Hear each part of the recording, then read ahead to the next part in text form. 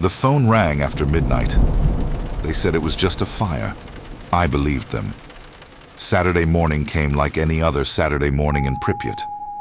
I woke up to sunlight coming through the bedroom window. My wife was already awake, sitting at the edge of the bed, looking out at the streets below. Our apartment was on the 7th floor of a building on Lenina Prospect. From our window, we could see almost everything. The park, the cultural center, the Ferris wheel they were still building for May Day celebrations. She turned to me. "Did you hear it last night?" I rubbed my eyes. "Hear what?"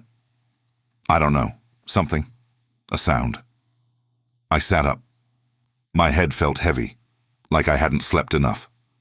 But I had slept. I remembered sleeping. "What kind of sound?" She shrugged. "I don't know. Like thunder. But not thunder." I looked out the window. The sky was clear, blue, not a single cloud. "Maybe construction," I said. She nodded slowly. "Maybe." We got dressed. I went to the kitchen to make tea. The apartment was quiet. Our daughter was still asleep in her room. She was 9 years old. She loved Saturdays because there was no school. I filled the kettle with water, turned on the stove, waited. My wife came into the kitchen. "Valentin called," she said. Valentin was my brother-in-law. He worked at the plant, night shift supervisor in the turbine hall. "When?" "Early, around 5. He said there was an incident." I turned to look at her. "What kind of incident?" "A fire. In one of the reactors." I felt something in my chest. Not panic, not yet. Just attention. "Is he okay?" "He said he's fine. They're handling it. He just wanted us to know in case we heard something." I nodded. "Which reactor?" 4. The kettle started to whistle. I poured the water into 2 cups, added tea leaves. The smell filled the kitchen. Normal, familiar. "He said not to worry," she continued. "They have it under control." I handed her a cup. "Okay." We stood there drinking tea, looking out the kitchen window at the city waking up below us. Everything looked normal. I went out around 9. The streets were full of people, families walking, children playing. The weather was beautiful. Warm for late April. The kind of day that makes you forget winter ever existed. I walked to the kiosk to buy cigarettes and a newspaper. There was a small line. 3 or 4 people ahead of me. I waited. The woman in front of me was talking to her friend. "They say there was a fire at the plant." "Who said?" "My husband. He works there. He came home early this morning. Said they sent some people home because of smoke." "Is it serious?" He said no. Just a small fire. Electrical problem or something. I paid for my cigarettes and newspaper. The clerk was a young woman I'd seen many times before. She smiled at me. "Beautiful day," she said. "Yes," I said. I walked back toward my building, stopped at the park, sat on a bench, opened the newspaper. There was nothing about any fire, nothing about the plant, just normal news, articles about agricultural production. A piece about the upcoming May Day parade, sports scores. I smoked a cigarette and watched people walk by. A mother pushing a stroller. 2 boys kicking a football. An elderly couple holding hands. Normal. I looked toward the plant. You couldn't see it from the park, but you knew it was there. Always there. 12 kilometers away. The reason Pripyat existed. The sky above the plant looked normal. No smoke. No fire. Nothing. When I got back to the apartment, my wife was making breakfast. Our daughter was awake now, sitting at the table, drawing in a notebook. "What did you draw?" I asked. She held up the page. It was a picture of our building. She'd drawn all the windows, little curtains in each one. "That's very good," I said. She smiled. My wife set plates on the table.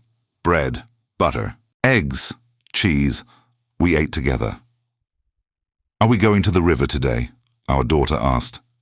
"Maybe," my wife said. Can we go to the amusement park? It's not open yet. When will it be open? May 1st. That's soon. 5 days. Our daughter went back to her drawing. I looked at my wife. She was looking at me. Valentine called again. She said quietly. When? While you were out. What did he say? The same thing.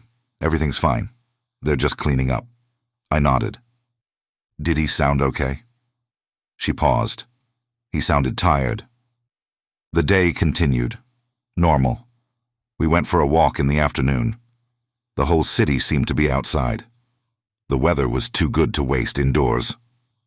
We walked past the cultural center, past the sports complex, past the newly planted trees along the main street.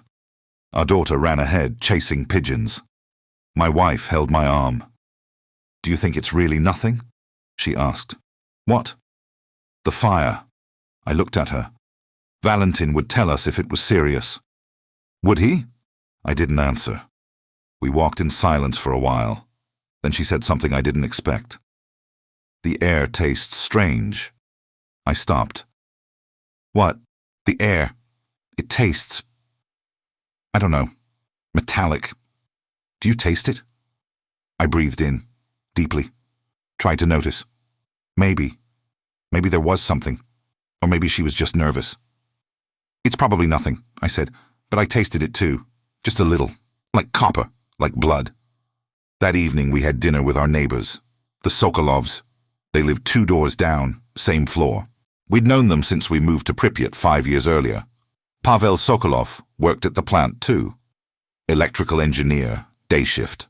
We sat in their apartment, ate meat and potatoes, drank vodka. The radio was on in the background, music, normal programming. Pavel was in a good mood. Did you hear about the fire? He asked. A little, I said. Nothing serious. Some equipment failure in Reactor 4. They shut it down. They're cleaning up. Valentin was there, my wife said. He was? Is he okay? He's fine, Pavel nodded. Of course he is. These things happen. The plant is safe. They have procedures. His wife, Irina, refilled our glasses. Are you worried? She asked my wife. My wife hesitated. A little. Don't be. They would tell us if there was real danger. Pavel raised his glass. To safety, he said. We drank. Later that night, after we'd put our daughter to bed, my wife and I stood on our balcony. The city was quiet now. Most lights were off, just street lamps and a few scattered windows still glowing. Look, my wife said. She pointed toward the plant. I looked. There was a glow, faint, bluish, coming from the direction of Reactor 4. What is that?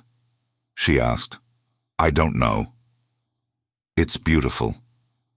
It was beautiful, strange but beautiful, like the northern lights, but different. We stood there for a long time, watching. Neither of us said what we were both thinking, that something didn't feel right, that the air still tasted metallic, that the glow in the sky shouldn't be there. But we didn't say it. We just stood there, watching.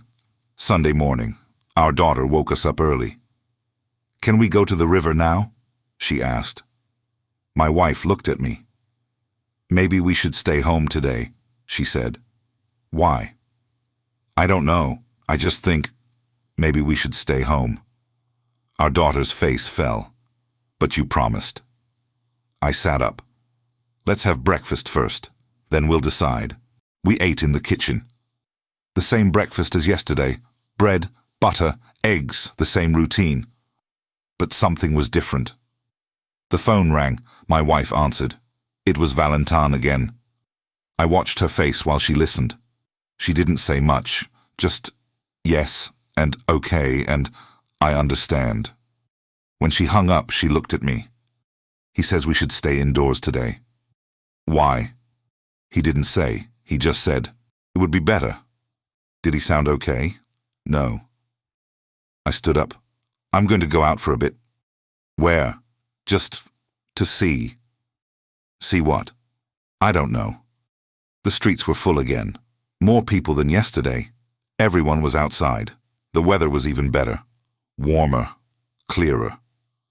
I walked toward the city center, past groups of families, children on bicycles, teenagers playing football. No one looked worried. No one looked sick. Everything looked normal. I stopped at a corner and lit a cigarette. A bus passed, full of people, their faces pressed against the windows, looking out at the beautiful day. I noticed something. A man standing near me was coughing, not a normal cough, a deep, rough cough that wouldn't stop. He leaned against a wall trying to catch his breath. Another woman walked by holding a handkerchief to her nose, and a child, a boy, maybe 6 years old. His mother was leading him by the hand. His face was red, flushed, small things, easy to miss. I finished my cigarette and kept walking. The cultural center was open. People were going in and out, a wedding maybe, or a party. I walked past it, kept going, toward the edge of the city, toward the plant. You can't walk all the way to the plant. It's restricted, fenced, controlled, but you can get close enough to see it. I stopped at the edge of a field, about 2 kilometers away, far enough that I wouldn't be questioned, close enough that I could see. The reactor building was visible. Reactor 4. The roof was gone, completely gone. Where there should have been concrete and steel, there was just nothing. An open wound in the building, smoke rising, not thick black smoke from a fire, thin, pale smoke, almost invisible. And that glow, even in daylight you could see it. Blue, ionizing, wrong. I stood there for a long time. Then I turned around and walked back to the city. When I got home, my wife was sitting on the couch with our daughter. They were reading a book together. My wife looked up when I came in. "Where were you?" "Walking." "You were gone for 2 hours." "I know." She stood up. "What did you see?" I looked at our daughter. She was still reading, not paying attention to us. I gestured for my wife to follow me into the bedroom. We closed the door. "The reactor," I said quietly, "it's damaged." "How damaged?" "The roof is gone." Her face went pale. "What does that mean?" "I don't know." "Should we leave?" "Leave where?" "The city. Should we evacuate?" "They haven't said to evacuate." "But should we?" I didn't know. I honestly didn't know. "Valentin would tell us," I said. "If it was that serious, he would tell us to leave." She nodded. But neither of us believed it. The rest of Sunday passed slowly. We stayed inside, listened to the radio, normal programming, music, news about agriculture, a story about cosmonauts, nothing about the plant, nothing about radiation, nothing about evacuation.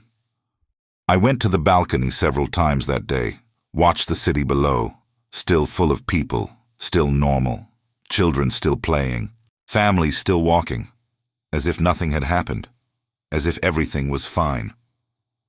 Around 7 in the evening I saw buses, a lot of buses, driving through the streets, empty buses, just driving in formation, slowly, through every neighborhood.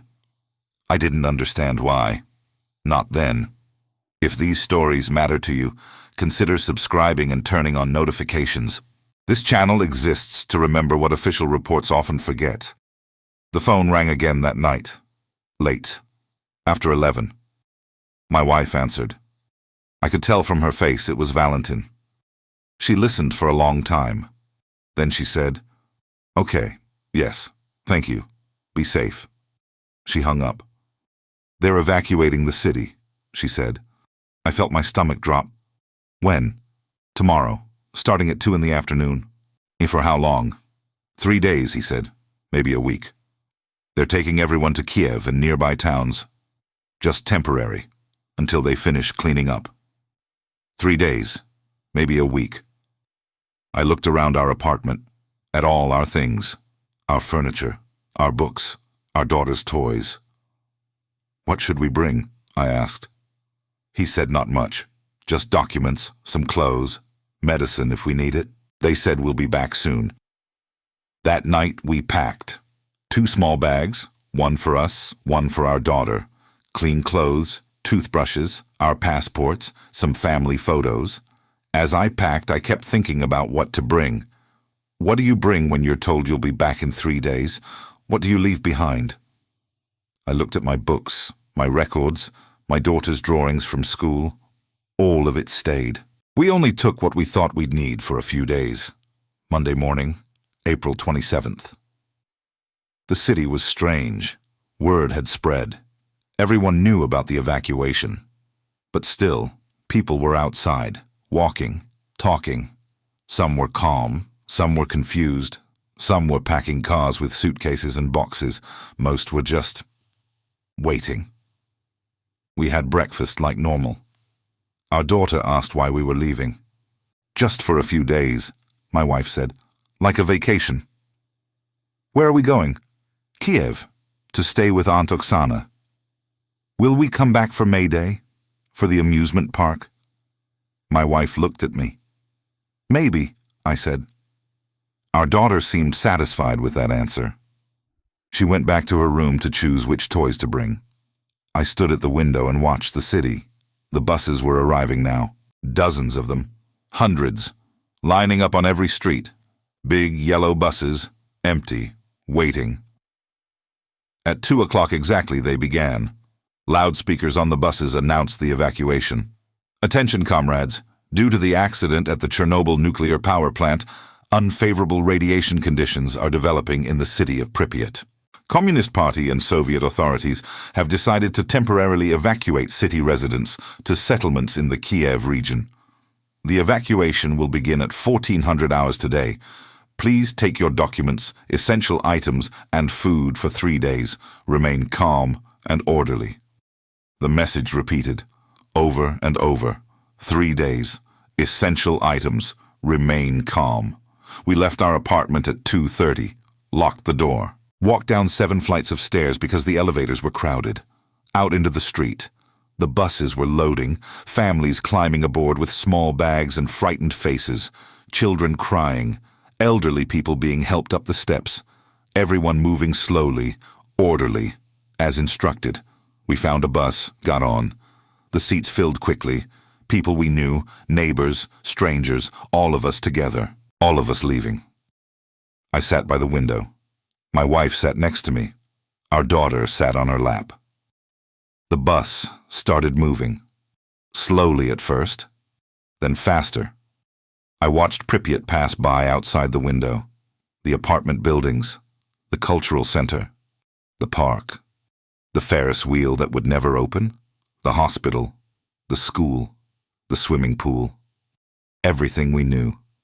Everything we'd built our lives around. I watched it disappear behind us, and I thought about what they'd said. 3 days, maybe a week, temporary. I looked at the other faces on the bus. No one believed it. No one said it out loud. But you could see it in their eyes. We weren't coming back. Not in 3 days, not in a week, not ever. The convoy moved slowly through the streets. Hundreds of buses, thousands of people, all leaving at once. Children pressed their faces against the windows, watching their city disappear. Adults sat in silence, holding their small bags, thinking about everything they'd left behind. I held my wife's hand. She was crying quietly. I didn't ask why. I knew. Our daughter was looking out the window. "Papa," she said, "why is everyone so sad if we're coming back?" I didn't answer. I couldn't. The drive to Kiev took several hours. The buses moved in formation, slowly, carefully. We passed through villages. People stood by the roadside watching us pass. Some waved, some just stared. A few crossed themselves. I wondered what they knew, what they'd been told, if they knew more than we did. Around sunset, we arrived. Not Kiev proper, but a town outside it. They took us to a school. Families were separated into different classrooms. We were given mattresses on the floor, blankets, some food, bread, canned meat, water. We ate in silence. Our daughter fell asleep quickly, exhausted from the journey and the confusion. My wife and I sat awake. Around us, other families were settling in. Some talked quietly, some cried, some just sat in silence, staring at the walls. I thought about our apartment, the door I'd locked, the lights I'd turned off, the dishes still in the sink, my books on the shelf, my daughter's drawings on the refrigerator, everything exactly as we'd left it, waiting for us to return. But we wouldn't return. I knew it then, sitting on that classroom floor in a town whose name I didn't even know. We were never going back. The days that followed blurred together. We stayed in that school for a week. Then they moved us to another location, an apartment building in a different town. Temporary housing, they said. Just until Pripyat was cleaned. We shared a 2-room apartment with another family, the Sokolovs, Pavel and Irina and their 2 children. 8 people in a space meant for 4, but we made it work. We had no choice. Everyone from Pripyat was scattered now, some in Kyiv, some in smaller towns, some in other regions entirely, families separated, communities broken, all of us waiting to go home, waiting for answers, waiting to understand what had really happened. The truth came slowly, in pieces, through whispers, through carefully worded news reports, through Valentin, who visited when he could. He looked different each time I saw him, thinner, paler, tired in a way that sleep couldn't fix. He'd been there, in the plant. That night, he'd seen things he wouldn't talk about, done things he couldn't describe. "How bad is it?" I asked him once. We were alone, outside, away from the others. He looked at me for a long time before answering. "Bad," he said finally. "The city. Contaminated." "For how long?" He didn't answer. "Valentin, for how long?" He looked away. "Years, maybe decades, maybe longer." "How much longer?" "I don't know. They don't tell us everything." I felt something break inside me. "We're not going back, are we?" He shook his head. "No." "Ever?" "No." Time passed. Weeks became months. Months became years. We built a new life, in a new city, a new apartment, new schools for our daughter, new jobs for my wife and me, new neighbors, new routines. But nothing felt right. Everything felt temporary. Even years later, I'd catch myself thinking, when we go back to Pripyat. And then I'd remember, there was no going back. Pripyat was frozen, abandoned, a ghost city, waiting, empty, full of lives left behind. Our daughter grew up. She doesn't remember Pripyat very well now, just fragments. The Ferris wheel, her room, the view from our balcony. She doesn't remember the taste of metal in the air, the glow in the sky, the buses, the evacuation. Maybe that's better. Maybe it's easier to forget than to remember. My wife never forgave them. Not the government, not the officials, not the people who knew and said nothing, not the people who told us 3 days when they meant forever. She became bitter. I don't blame her. We lost everything, our home, our community, our past. Everything we'd built together in those 5 years in Pripyat. Gone, not destroyed by fire or flood or war. Just taken, made uninhabitable, made unsafe, made impossible. I went back once. Years later, on an organized tour. They let former residents visit for a few hours, supervised, monitored, measured. We walked through the streets, familiar and alien. The buildings were still there. Our building, our street, everything exactly where it should be. But empty, so empty. Nature was taking over, trees growing through balconies, grass covering the roads, animals everywhere. Birds, deer, wolves. The city belonged to them now. We went to our apartment building. The door to our building was open. I went inside. Up 7 flights of stairs. The elevator hadn't worked in decades. down the hallway, to our door. It was still locked. I didn't have the key anymore. I lost it somewhere in the years of moving from place to place. But I stood there, in front of our door, and I thought about what was inside. Our furniture, probably rotted now. Our books, molded and ruined. Our daughter's toys, scattered where she left them. The dishes still in the sink. My records, my wife's plants, long dead. All of it there, waiting. For no one. The guide called us back after 20 minutes. Time to leave. I walked back down those stairs one last time. Out into the street.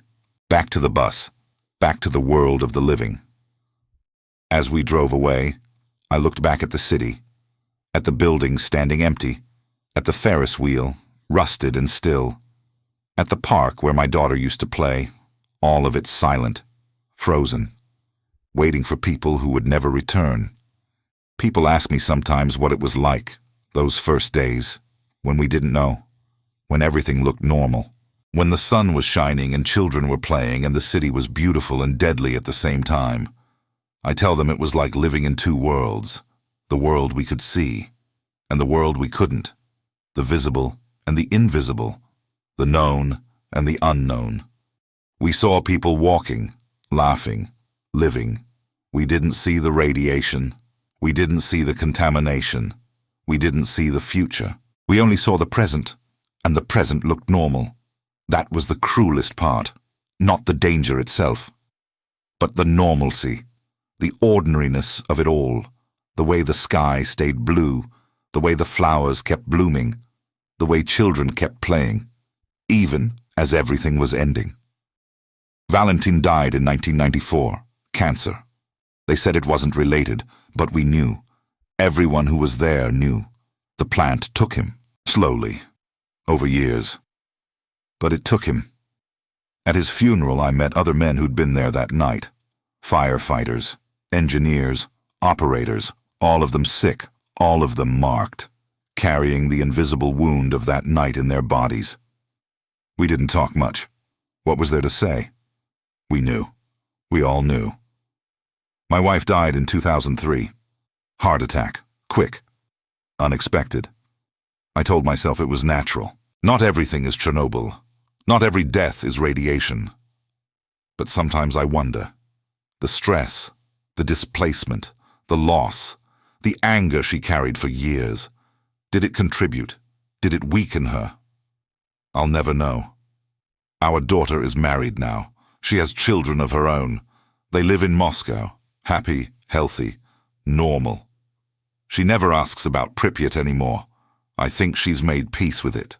Or maybe she's just tired of the story. Either way, I don't bring it up unless she asks. Some memories are better left alone. I'm old now. 73, living in Kiev, in a small apartment, alone. I have books, a radio, a television I rarely watch, and my memories. Sometimes I dream about Pripyat. In my dreams, I'm young again, walking through the city. Our daughter is small, holding my hand. My wife is there smiling. The sun is shining. Everything is beautiful. Everything is normal. And then I wake up, and I remember. It's all gone. The city, the life, the people, gone. But in those first hours, those first days, when we didn't know, when the sun was shining and the children were playing and everything looked so beautifully, terribly normal, we believed them. We believed it was just a fire. We believed it would be okay. We believed we'd be back in 3 days. We believed because we wanted to believe, because the alternative was unthinkable, because the sky was blue and the birds were singing, and how could anything be wrong when everything looked so right? That's what I remember most. Not the fear, not the evacuation, not the loss, but the normalcy, the shocking, stunning, suffocating normalcy of those first hours, when death was invisible, when danger had no smell, when the world was ending and everything looked fine.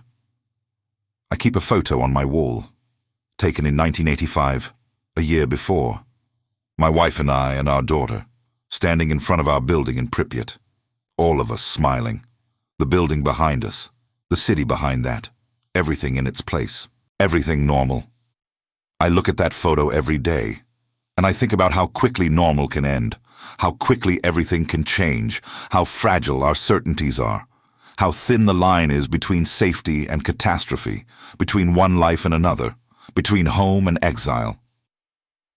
I think about the people who told us 3 days, who told us not to worry, who told us everything was under control. Were they lying? Or did they believe it too? Did they look at the same blue sky and think, it can't be that bad? Did they see the children playing and think, we would know if there was real danger? Did they trust the same normalcy we trusted? I don't know. I'll never know. All I know is this. On April 26th, 1986, at 1:23 in the morning, Reactor 4 of the Chernobyl nuclear power plant exploded. And for more than 30 hours after that explosion, the city of Pripyat continued. People woke up, made breakfast, went to work, sent their children to school, played in parks, got married, celebrated, lived, while invisible particles rained down on them, while their bodies absorbed doses that would kill some and sicken others, while their home became uninhabitable, while their future ended. They lived, because everything looked normal, because the sun was shining, because they didn't know, because no one told them, or because the people who told them said it wasn't serious, said it was just a fire, said everything was under control, and they believed. Because what else could they do? I'm telling you this not for sympathy, not for anger, not for blame. I'm telling you because it happened, because it was real, because 50,000 people lived those hours of terrible normalcy. And most people don't know about those hours. They know about the explosion. They know about the evacuation. They know about the exclusion zone. But they don't know about the Saturday morning when everything looked fine. The children playing, the weddings happening, the families walking in the park, the buses driving through the city, empty, waiting, while everyone lived their normal lives, not knowing, not seeing, not understanding, that nothing would ever be normal again. If these stories matter to you, consider subscribing and turning on notifications. This channel exists to remember what official reports often forget. There's a word in Russian. Привычка. It means habit, routine, the comfort of the familiar. We lived by Привычка in Pripyat. We knew our streets, our buildings, our neighbors, our routines, morning tea, work, school, dinner, evening walks, the rhythm of normal life. And when that rhythm was threatened, when something didn't fit. A phone call at midnight, a fire at the plant, a strange taste in the air, a glow in the sky. We bent the information to fit our Привычка. We told ourselves it was normal, just a small problem, just a temporary issue, just something that would be fixed soon. Because the alternative, the idea that our whole world could end, that our city could become uninhabitable, that our lives could be permanently disrupted, that was unthinkable, so we didn't think it. We lived in the comfort of Привычка, until the buses came, until they took us away, until there was no more routine to return to. I sometimes wonder about the people who made the decisions, the officials, the party members, the scientists, the administrators. Did they know?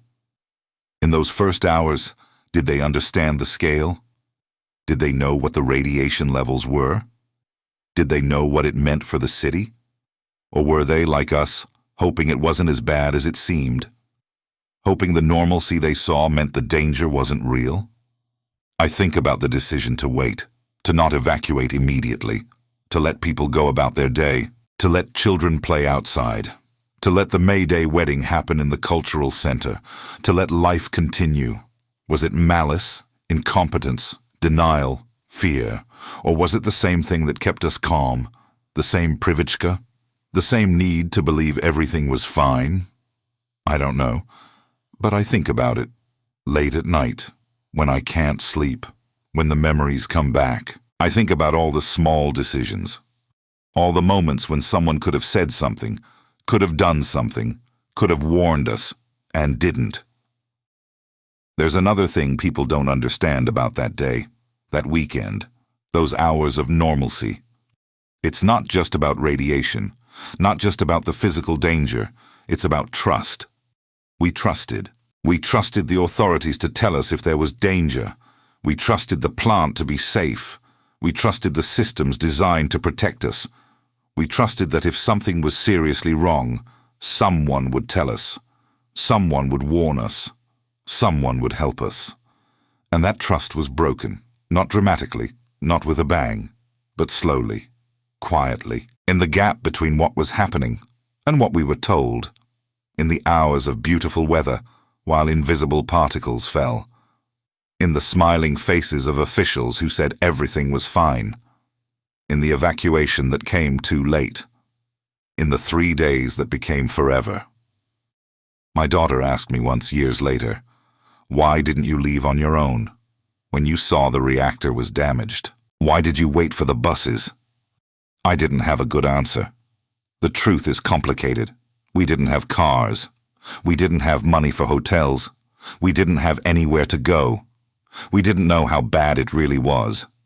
We trusted that if we needed to leave, they would tell us. We trusted the system, and the system failed us, not through malice necessarily, maybe just through the same human tendency we all have. To hope for the best, to not believe the worst, to preserve normalcy as long as possible, even when normalcy is an illusion, even when normalcy is dangerous. I read somewhere once that the radiation from Chernobyl will take 24,000 years to decay to safe levels. 24,000 years, longer than recorded human history, longer than agriculture, longer than civilization.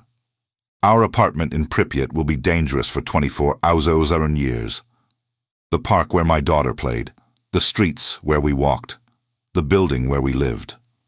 All of it frozen in time, not by ice, not by nature, but by human error, by a flaw in a reactor, by a test that went wrong, by decisions made in seconds that will echo for millennia. And yet, in those first hours, everything looked normal. That's what I want people to understand. Catastrophe doesn't always look like catastrophe. Sometimes it looks like a beautiful spring day. Sometimes it looks like children playing. Sometimes it looks like people going to work, having picnics, living their lives. Sometimes danger is invisible. Sometimes disaster is silent. Sometimes the end of the world looks exactly like an ordinary Saturday. I'm dying. The doctors told me a few months ago. Lung cancer. I never smoked much after we left Pripyat. But it doesn't matter. They can't say if it's related. After so many years, how can they know? How can anyone know? I'm not afraid. I've lived longer than many who were there that night. Longer than Valentin. Longer than the firefighters who went to the reactor without protection. Longer than many of the children who played outside that Sunday. I've had time. Time to see my daughter grow up. Time to meet my grandchildren.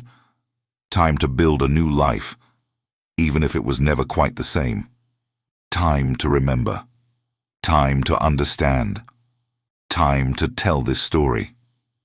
Before I go, I want to say one more thing. To the people who will listen, to the people who care about these stories, to the people who want to remember what happened. Chernobyl wasn't just about radiation, wasn't just about a nuclear accident, wasn't just about Soviet incompetence or human error. It was about people, normal people, living normal lives, who woke up one day and everything changed, who lost their homes, their city, their past, who were told 3 days and got forever, who trusted and were betrayed, who saw normalcy and didn't see danger, who believed because they wanted to believe, because they needed to believe, because the alternative was too terrible to accept. I think about that Saturday morning often, the sunlight through the window, the tea in the kitchen, my daughter's drawing, the people in the park, the newspaper with no mention of disaster, the beautiful, terrible normalcy of it all. That's what haunts me. Not the evacuation, not the exile, not the loss, but the normalcy. The way everything looked fine when nothing was fine. The way we lived and laughed and planned for a future that no longer existed. The way we trusted in a safety that was already gone. If you remember one thing from this story, remember that. Remember that catastrophe doesn't always announce itself, that danger isn't always visible, that the people in power don't always tell you the truth, sometimes because they don't know it themselves, that trust is fragile, that home is fragile, that normalcy is fragile, that everything can change in an instant, or worse, everything can change while appearing to stay the same. Pripyat is still there. Empty, waiting, frozen in April 1986. The Ferris wheel stands still. The buildings stand empty. The streets are silent. Nature has reclaimed what we built, and sometimes, when the wind is right, they say you can still hear echoes, not of the explosion, not of sirens or alarms, but of life, of children laughing, of people talking, of a city that was alive, a city that looked normal. Right up until the moment it wasn't.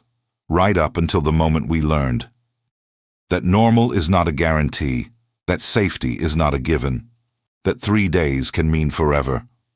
And that sometimes the most dangerous thing is not seeing the danger at all. I was there. I saw it. I lived it.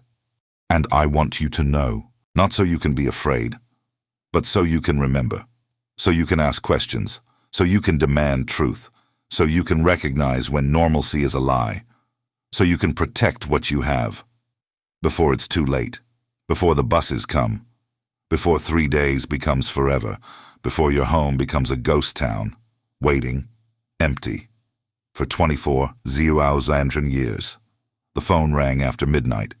They said it was just a fire. I believed them. We all did. And that belief cost us everything.